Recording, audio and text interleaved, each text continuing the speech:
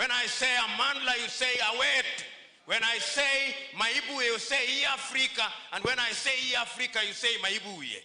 Amandla! Amandla! Maibuye! Africa! Juju, speak to your people.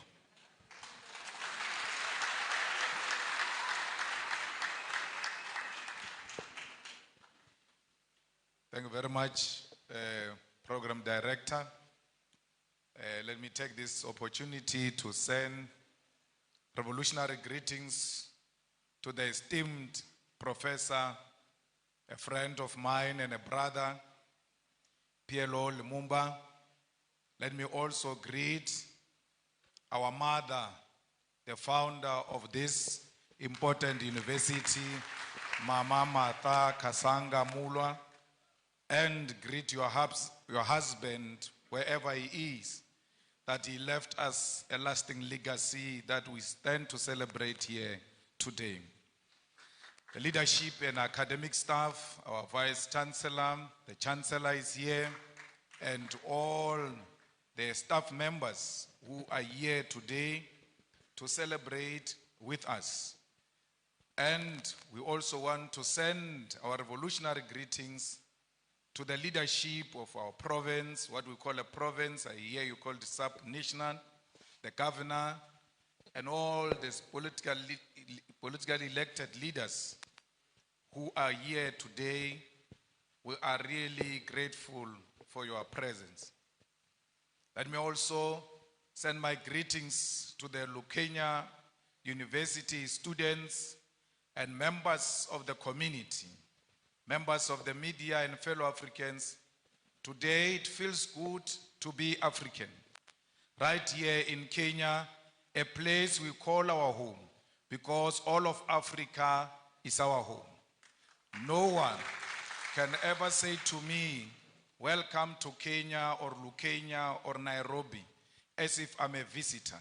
I regard no part of Africa as being foreign to me, because Africa, all of it, belongs to me and I belong to Africa. It is a humbling honor to be invited to address the launch of the prestigious Pan-African Institute, which is targeted at creating intellectual collaboration and unity amongst the people of the continent. Let us therefore begin by congratulating you on this initiative, which is long overdue in light of the importance of the continent to reclaim its intellectual and academic identity within the global community in general. We know that ideas are at the core of the African capacity to chart its own destiny within the community of the world. Intellectual sovereignty has to be forged through research and development that is steeped in African experiences, African problems, and African questions. The economics of the African Academy have been part of the modalities of the broad draining of our resources. Because of lack of dedicated funding, many thinkers in the continent are taken in the general brain drain driven by Euro-American institutions. As we have seen over the decades, there is no way Euro-American is going to fund an intellectual project that will see Africa truly become intellectually sovereign. A truly sovereign Africa is a threat to the imperialist establishment that continue to determine the agenda and control of our resources. It is also inspiring to see that our esteemed Prof. Lumumba and those who are joining him in this initiative have chosen our continent and Kenya in particular to establish an intellectual research and knowledge institution. Accordingly, our first duty is to call on sons and daughters of the continent, both based here and in the diaspora, to jealously fund this institute and ensure that it create and charts a unique Africa based on an original thought, because we have a duty to chart our own intellectual path. We are also inspired by the fact that The Institute concept of Pan-Africanism include all people of African descent. That is, those in the continent, the Americas, Caribbean islands, Europe, and Asia. This is because wherever they are found, people who look like you and me continue to be treated as an inferior race. When you see a black person, when you see an African person, everywhere else in the continent, in the diaspora, and all over the world, please be kind to African people, for because they are a hated nation. Wherever they are being enslaved, they are being tortured, they are being harassed. No one shows them love. But you, as an African who claim to be a Pan-Africanist, you have a responsibility to show fellow Africans love and care. The violent, genocidal, and catastrophic transatlantic slave trade and colonialism are the historical twin towers that plugged the humanity of Africans into the dark night, which to this day seem to have no end in sight. The image of the African as a black and subhuman was forged through massive and violent enslavement of millions of African people sold in the Americas as properties of white colonial settlers. In the coastal and mainland villages of West Africa, through the gun, the dogs, and the spears, African communities were plundered, captured against their will, and chained like animals. At the ports of Ghana, those chained, naked, and malnourished bodies of men, women, and children were scaled, measured, and sold for gold, silver, or livestock. They were put in those gigantic ships that crossed thousands of kilometers of the massive body of violent and cold waters of the Atlantic Ocean. Millions will not survive the dangerous voyages on sea. They will die of disease, starvation, or pure mental illness. Many will be offloaded alive, thrown into the deep waters to ease navigation during the storms of the violent seas. It is on those cold Atlantic Ocean's waters, deep in the bottom of the ocean, that many carcasses of African people, their bones lay rotten in chains and swallowed by the sea. Those who survived and on arrival in the Americas were forced to work in the different plantations of white men. From the voyage ships to the plantation, the image of an inferior African was being constructed through brutal force. Then began the violent colonial conquest for settlement aimed at our natural resources that defined our native continent. The white man sought to rule Africa and here designed a system of racial segregation, racial humiliation, racial abuse that lasted for many centuries. The colony and the plantation, with the voyage slave ships in the middle, were the perfect technologies of recreating the African into a subservient being whose only survival in the modern world must always be through white tutelage, supervision, and approval. The transatlantic slave trade, colonial conquest, and colonial rule are responsible for the zombification of the African soul and its intellectual damnification and the psychotic condition where Africa and its people cannot handle their affairs without white supervision. As both an intellectual project and a program of revolutionary change, Pan-Africanism is first the recognition of this terrible history, which by all definition remains a world history that has cast the African into a global identity of inferiority amongst people of the world. Pan-Africanism is never forgotten noise of the painful cries of those captured slaves whose black bodies were swallowed by the Atlantic Ocean from the slave ships. It is the agonizing cry from the brutal violence suffered by the black slaves in the sugar, cotton and corn plantations from Georgia to Sao Paulo. Pan-Africanism is also the resounding victory from the theater of the Haitian Revolution from 1781 to 1804, led by the greatest descendant of our continent, Toussaint Louverture. Together with his patrons, they bravely led the first and only successful slave revolution in human history, defeating a combined European force commanded by a France Napoleon Bonaparte. It is the bravery of those African former slaves who will define citizenship on a racial definition of blackness, declaring that Haiti belongs to black people regardless of the color of their skin. Pan-Africanism is also the anger emanating from the countless defeats suffered by the patrons, the brave soldiers like those of Mau Mau and Bambata rebellion, defeated at the hands of the brutal British colonial forces.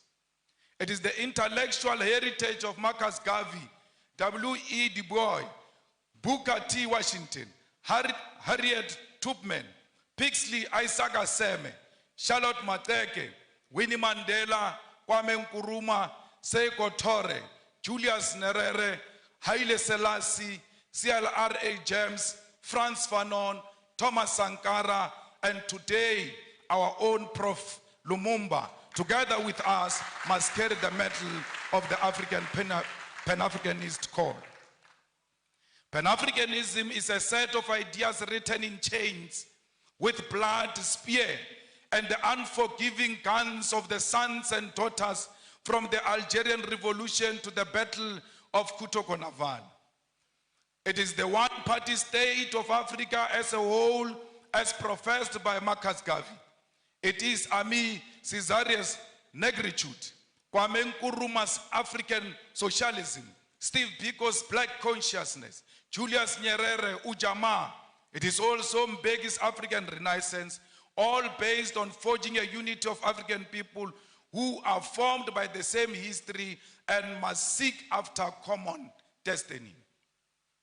It is the architectural achievement from the Pyramid of Egypt to the cities of Mapungubwe.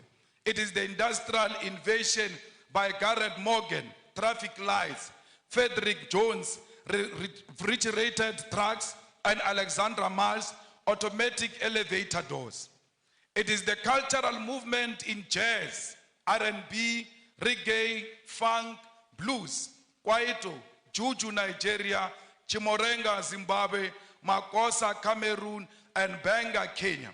It is the novel Things Fall Apart, The Devil on the Cross, Maru, The Trails of Brother Jeru, Songs of Solomon, and Notes of Native Son.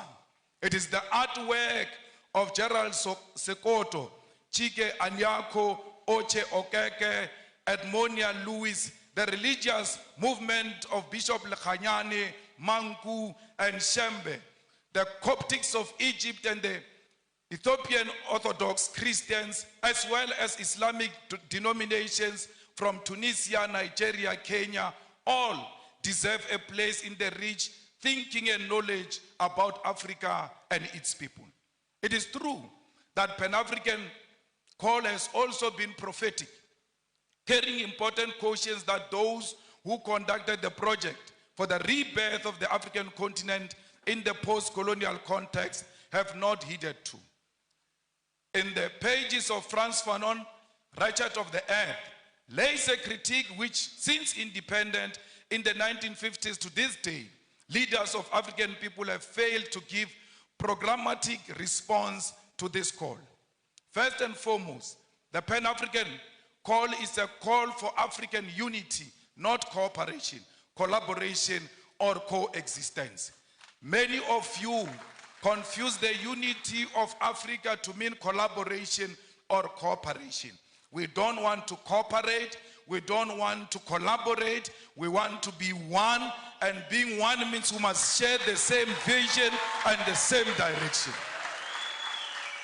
Yet many over the past half a century have chosen cooperation which has given way to neo-colonialism.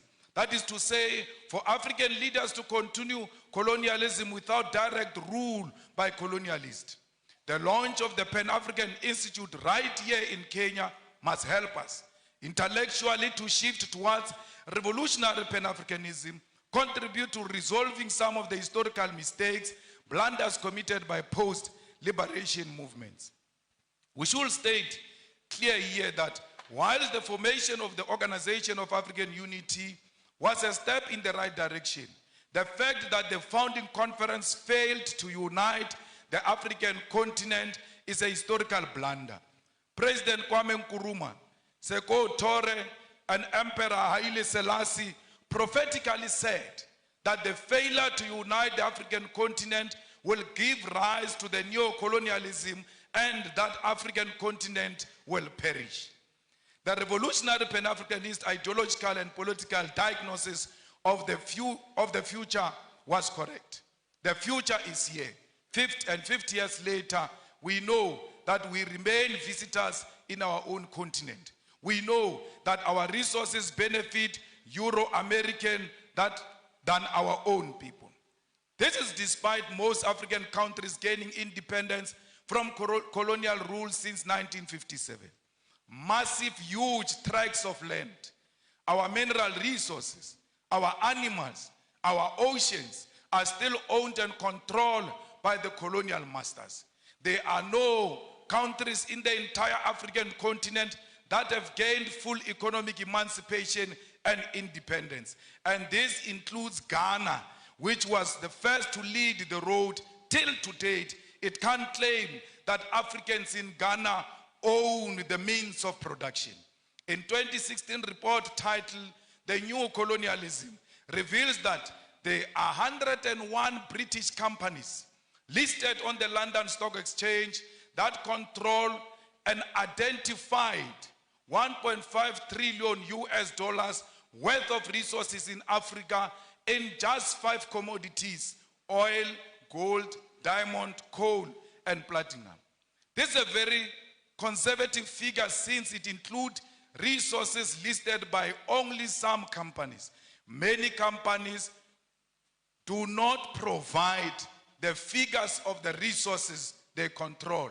And majority of these companies that do not tell us what they control and what they own in Africa are found in DRC, because they are the ones who fuel the divisions in DRC. They are the ones who fuel the fight in DRC, and they are stealing the resources of DRC because they know there is no proper accountability for such resources. The War on Want report on neo-colonialism further illustrates that the fact that these 101 companies control and own the following key resources on our continent: 6.6 billion barrels of oil, currently worth 276 billion US dollars. They control 79.5 million ounces of gold, worth 119 billion US dollars. They control 699.3 million carats of diamonds, worth 134 billion of US dollars. 3.6 billion tons of coal, worth 216 billion US dollars.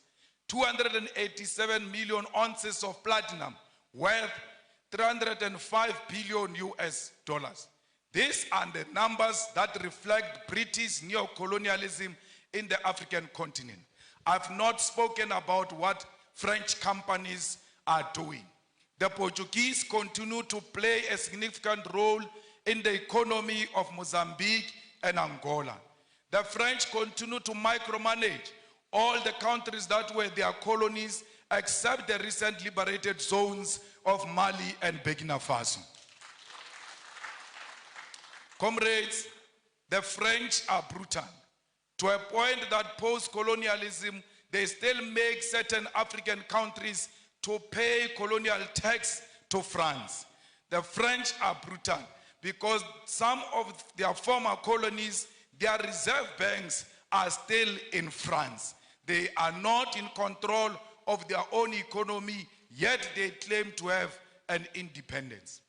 We, as progressive Pan-Africanists, must fully associate with and support all revolutionary actions of fighters who are removing puppets of French imperialism from political office and power. Not all these actions are revolutionary, because we must be careful of French-sponsored coups in Africa, where we think there is a revolution taking place in Guinea-Conakry, only to find that there is a French puppet who seeks to replace those who were there before. There is nothing revolutionary about the Guinea-Conakry coup. We ought to separate that there can never be a revolutionary coup that reinforces French imperialism on African soil. Anyone who comes into political office under the pretext that they are fighting a French puppet, while knowing they are the French puppet themselves, must be isolated by progressive Pan-Africanists.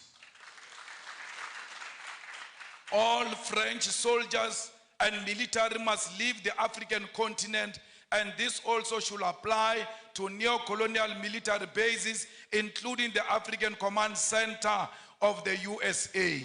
We don't want the army of America. We don't want the army of France here. We don't want the army of anyone. We want African army on African soil.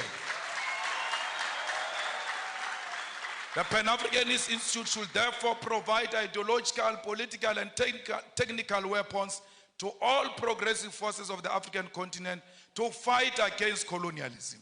There is a political trend that is being accepted by African heads of state and government, where one country convenes all 54 heads of African states and government. The United States of America, France, China, Russia, and United Kingdom convene all 54 heads of states and government for a meeting, and they all go following each other like Casey and Jojo as a heads of states to listen to one head of state, 51 of them. Sometimes they disrespect them to a point where they put all 54 heads of states of Africa in a school bus to go and listen to one head of state. What happened to these men? Because all of them, majority of them are men. What happened to these fathers who go and bow combined to one man? Even if he's Putin, why would they all follow each other and go and listen to one person? What happened to their dignity and their authority as leadership? They must have leadership qualities to know that Putin is equal to them, that China is equal to their own single country, irrespective of their size, because what matters is sovereignty. And if China recognizes that sovereignty, will respect the president of that sovereign country as an individual. Comrade Kwame Nkrumah noticed this when he said that neocolonialism also means the following: breaking up former large united colonial territories into a number of small non-viable states incapable of independent development. An external directed economic system and political policy, the state being obligated to take the manufactured products of the imperialist power to the exclusion of competing products from elsewhere. Payments towards the cost of running the state to ensure control over government policies, and foreign capital is used for the exploitation rather than the development of less developed regions. Governor, on my way here, we saw how the people here are working the land. We saw that there is no piece of land here that is not being utilized to the benefit of our people. But the question remains, where do these people sell these things? Because they can't consume all of them. Yes, they must produce to feed themselves and feed the whole Kenya and feed the continent and the world. Is the government buying food that is produced fresh from this soil, or do we have companies that are owned by by white people in Nairobi who bring finished products into the land that has got products that can be bought directly from our own people. We say people must work the land. After they work the land, their own governments in Africa do not procure from those people. Because if it does not have a white color, they don't like it. Our leaders like their colonizers more than us. That's why they always seek after anything that looks like colonizers. 10 years ago, we as revolutionary activists and visionaries from south of African continent started a revolutionary socialist movement and Pan-Africanist movement, the EFF, Economic Freedom Fighters. When we formed the EFF in South Africa, we told them that our organization is not for South Africa. Our organization is for all Africans. And we said this. We said this during xenophobic attacks of our people in South Africa, where people were being attacked because they come from outside South Africa. We chose to side with our people because we're necessitated by the fact that we love ourselves. And if you love yourself, you'll see a person from Tanzania in you. You'll see a person from Nigeria in you, because we are one thing. We as the economic emancipation movement did not only say we are Pan-Africanist. In one of our cardinal pillars, we said South Africa must engage in massive investment of economic development in Africa. Because if you keep on saying people are coming to South Africa, are looking for jobs, are going to take jobs from us, we can stop this thing of people coming to South Africa. How do you do it? Go and build massive economic development in African countries so that people can stay where they are and they can feed themselves from where they are. No one wants to leave his own home into some strange place. We leave our homes because we are searching for greener pastures. If there is an ESCOM in South Africa which is failing to give us electricity, but when it was well and still running according to how we wanted it, ESCOM had the capacity to electrify the whole of Africa. Why are you not going into the African continent and electrify the whole of Africa?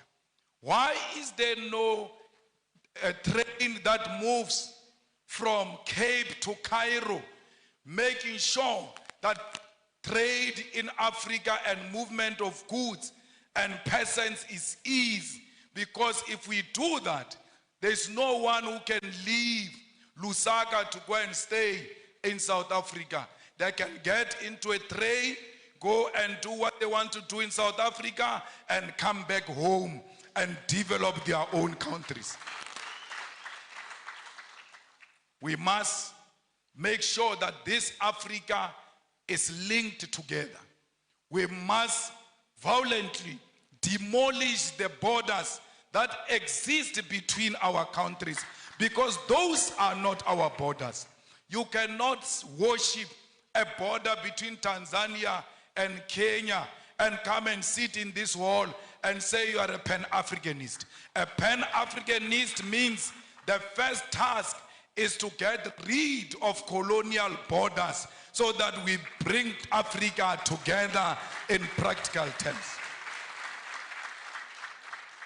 I don't know if President William Ruto means it, because he said so many things and I can't locate him these days, because the things he said during election and the things he's doing now are two different things.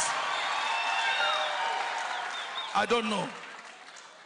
Because I heard him saying we need to do away with the dollar and build our own currency, but his actions are not speaking to anything of doing away with the dollar. The latest being putting a red carpet for a murderer, a person who killed the Kenyan people, coming into this country, receiving a red carpet and being saluted by our own army. This is not a Kenyan army, it's not a colonialist army. The Kenyan army is a product of the Mau Mau rebellion. And those who killed our people in the Mau Mau rebellion cannot be saluted by the same army of the children of those who were killed during Mau Mau rebellion. We have a duty to stay true to the cause. We have a duty to remind the King and Britain of what they did to us. Indeed, he shows no remorse. He says this was bad, it shouldn't have happened.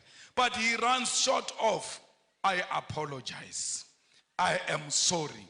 He will never say he is sorry, for because he thinks that his race makes him superior and he's not qualified to apologize to those who are junior to him. We call upon the Kenyan government to be firm and to decide what they want to be.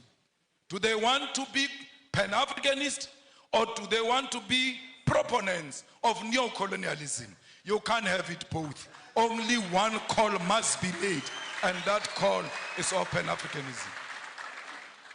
It's not easy being a Pan-Africanist, for because the mindset of our people is so colonized, they are going to isolate you. They are going to look at you as if you are a mad person. They are going to look at you as if you are unreasonable. But it is a cause worth pursuing because of the generation that came before us. We don't want visas. We want one currency for Africa, because our currency can be more powerful than the pound and the dollar combined, because London has got the biggest storage of gold, yet they don't have a single smallest mine of gold. Their economy is based on our minerals. And if we safeguard our minerals and protect them and say out of these minerals, we are producing a currency that is going to compete internationally, we stand a good chance. We need African Central Bank. We need African Monetary Zone. We need African military combat, because these pockets of wars that are happening in Africa are not of our own making. They are sponsored wars so that those who continue to steal our resources can do so uninterrupted as we fight ourselves, amongst ourselves. So we need a military, a common defense system, the African High Command that will ensure the stability and security of Africa. We equally need a binding African court to deal with dictators who only exist in Africa to feed their friends and families. Those people must be prosecuted the African way, because ISIS is not meant to fight any crime, it's meant to pursue political fights. That's why ISIS will not declare a warrant of arrest against Netanyahu, but can declare a warrant of arrest against Putin, who has not bombed a hospital, who has not bombed a refugee camp, who has not declared a war on a certain ethnic group. We as Revolutionary Economic Emancipation Movement also associate with what Guinea's president Sekou Touré said in 1963. He said, above all, we must avoid the pitfalls of tribalism. There is tribalism taking place in DRC. All our leaders have taken a platform to support or to be against this one or that one. They've spoken on Palestine. They've spoken on the war between Russia and Ukraine. But I'm still to hear the stand of President William Ruto about the ongoing war that is not covered by anyone in DRC, where people are fighting over territorial expansion and plunder of resources, and blacks are killing other black people, and we pretend that we don't see. It's important as leaders of states and governments to always condemn violence and war, especially if it's barbaric and informed by tribalism and unjustifiable territorial expansions. Before you can speak about other countries, charity begins at home. Let there be peace in DRC. Without peace in DRC, Kenya will never know peace, because these rascals are going to learn from those wars in DRC and want to import them into Kenya. You have a duty to stop them there before they come into Kenya. Comrades, we will make sure the struggle of all immigrants, most of whom are economic migrants and asylum seekers in South Africa. We will never. In South Africa, they say to us, if you want to be elected, you must declare war on illegal immigrants. And illegal immigrants, they mean Africans. We have refused as the EFF that we will never declare war on any immigrant, illegal or legal. Illegal according to whose law? Because if you are illegal, you should have violated a certain law. Which African law did these people violate when they came to this side of Africa? Because they are still in the same territory of Africa. They are at home when they are in South Africa. We wish to tell them we're going to elections next year in South Africa. We wish to reiterate that, and we tell them all the time, if they want to elect us on the basis of xenophobia, they can keep their votes. We are not disparate for votes. We are disparate for the unity of Africa, and that's what we want to achieve in our lifetime. Remove the visas as an immediate step, and I heard Kenya is going to do that by December. Perhaps I must come back here in December unannounced, so to test if indeed President William Ruto means exactly what he said when he said there won't be visas in December. Maybe I must sneak in and test without applying for any visa and just give them the South African passport and say I'm coming home.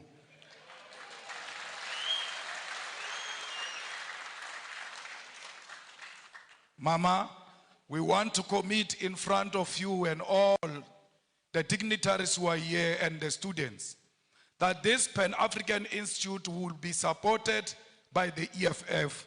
We will ensure that indeed it has got a home in South Africa. We will not only support it verbally, we will put money into it, we will pay the staff members of the institute, we will also pay the offices of the institute, because we believe that we must speak one language as Africa. We will donate the books here at the university to ensure that every African writer has got his or her book in the Pan-Africanist Institute. Let's all spread the gospel. Indeed, it was not a mistake to launch it here in the rural areas, because no one must be left behind. If you can carry on your back the rural communities, you have no any other option to go anywhere except to go to the urban. But if you start from rural, there's no way you can cover the urban. But if you start from the urban, you are going to be reluctant to come to the rural. We are starting here to liberate our people in the rural areas, and we're going to the urban to ensure that everybody hears the message. Tell President Ruto that the people of Palestine are what Mau Mau was. Tell President Ruto that the people of South Africa are what Palestinian people are today.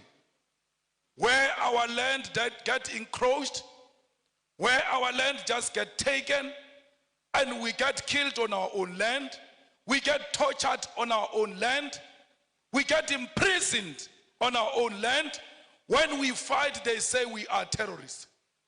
This Nelson Mandela you celebrate, for 27 years, he was in prison because he was a terrorist. What crime did he commit, which the Palestinians are not committing? His crime was to fight for the liberation of the people of South Africa and the oppressed world all over, including the people of Palestine. It can't be correct that President Ruto, knowing the history of this country and the history of South Africa, comes and tells us that it's with Israelites. Our war is not on Jewish people. Our war is not on pregnant women, Jewish pregnant women. Our war is not on Jewish children. Our war is against a Zionist apartheid state of Israel, and that's what we are fighting. So if he got money from some Jewish person, we are not fighting that funder of his. We are fighting the state of Israel. We are not fighting individuals. We are fighting the state of Israel. At the age of 9 years, the Boers walked into my house and turned everything upside down, stripped my mother naked. When I see what those children of Palestine are going through, I can immediately relate that this is what apartheid looks like. We cannot be Pan-Africanist if we can't associate with the oppressed nation. Our Pan-Africanism is based on the basis that we are an oppressed nation ourselves.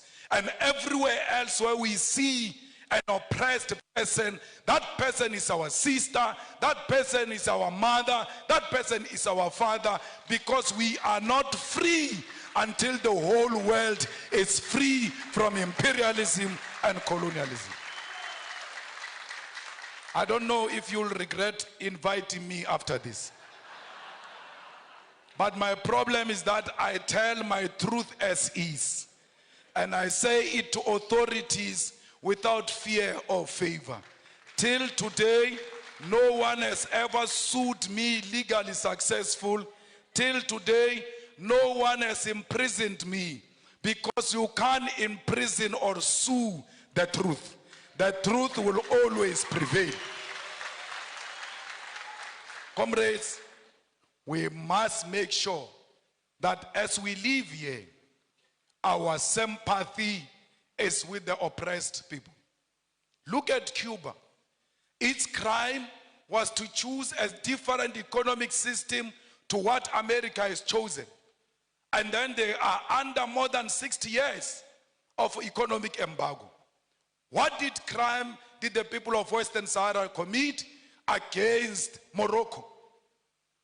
We are at the center of speaking the truth as a Pan-Africanist institute, because we've got the ear of the continent and the diaspora and the whole world. And this organization we are launching today, Prof, will live forever and ever, because you only speak the truth yourself to power.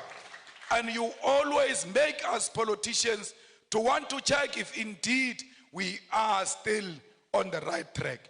So an institution established by a person like you, we are guaranteed that it will live for long and it will live for generations to come.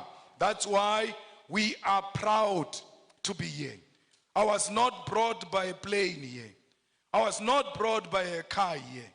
I was driven by the spirits of those people who were dumped in the oceans. And when they were dumping them in the oceans, their cries are still crying loud till today. They did not dump them in the ocean only. They dumped them chained on their hands and their feet, and they could not fight. When the sharks were eating them in those oceans, they could not fight. Even if you know that today I'm going to die, but it is always good to die fighting. That you must hold the shark, even when you know it's going to swallow me, I must die fighting. Those people who died in the ocean said to me, you ought to arrive there. For because what you guys are going to start there is that which is going to seek reparations for us. As you leave this place and going back to your home, remember the people who died in the plantation, beaten, treated like dogs. Remember all of those slaves that asked for help and they never found help. But you must say to them in spirit, the help has arrived. And that help we declare today that will fight the battles of the heroes and heroines of Mau Mau, of Mbambata Rebellion, of the slaves. This Pan-Africanist Institute must be at the center of demanding reparations for all the suffering Africans have gone through because of colonialism. We must teach our people that we are not beggars. When we ask for reparation, we are not asking for donation. We are asking for what was stolen from us to be returned so that we can prosper and become a better nation. Thank you very much.